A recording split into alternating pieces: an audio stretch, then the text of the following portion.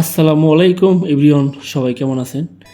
এই মুহূর্তে আমরা রওনা হয়েছি থানচি থেকে তমাতঙ্গির পথে। মাত্র 5 কিলোমিটার রাস্তা। শুনতে ছোট হলেও এই পথটা আসলে একটা অভিজ্ঞতা, একটা অ্যাডভেঞ্চার, একটা গল্প। থানচিতে যখন আমরা যাত্রা শুরু করি, চারপাশে এক অদ্ভুত নীরবতা। আকাশে সূর্যের কোনো দেখা নেই, ঘন মেঘ ঢাকা পুরো এলাকা। মনে হচ্ছিল প্রাকৃতিক যেন নিজের ভিতরে লুকিয়ে রেখেছে এক রহস্য। রাস্তাগুলো ছিল আঁকাবাঁকা, পাহাড়ের বুক চিরে তৈরি। প্রতিটা মোড় যেন নতুন এক চ্যালেঞ্জ। আমরা বাইক নিয়ে এগিয়ে যাচ্ছি সেই চ্যালেঞ্জের সঙ্গে নিয়েই। ঠান্ডা বাতাস, মেঘের ছায়া, সব মিলিয়ে একটা ভিন্ন রকম অনুভূতি। মনে হচ্ছিল আমরা যেন কোনো সিনেমার ভিতর দিয়ে যাচ্ছি। কিন্তু আসল ম্যাজিকটা তখন বাকি ছিল।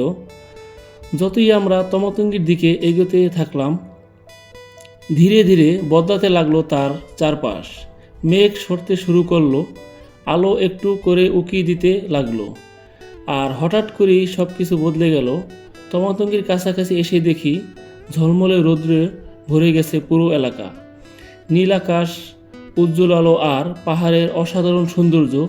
একই পথে এত বড় পরিবর্তন। এইদিকে অন্ধকার, অন্যদিকে আলো, একদিকে মেঘ, অন্যদিকে রোদ। মনে হচ্ছিল আমরা যেন এক পৃথিবী থেকে আরেক পৃথিবী চলে এসেছি। এই মুহূর্তটা শুধু দেখার না, এটা অনুভব করার মতো, একটা মনে গেঁথে রাখার মতো। বাইক চালাতে চালাতে সেই রৌদ্রের মধ্যে দিয়ে যাওয়ার অনুভূতি, পাহাড়ের উপর দিয়ে বাতাস কেটে এগিয়ে যাওয়া সেই ফিলিং, সব কিছু মিলিয়ে একটা জীবন্ত স্বপ্ন এই যাত্রা। এই 5 কিলোমিটার পথ আমার জীবনের সবচেয়ে স্মরণীয় একটি অধ্যায় হয়ে থাকবে।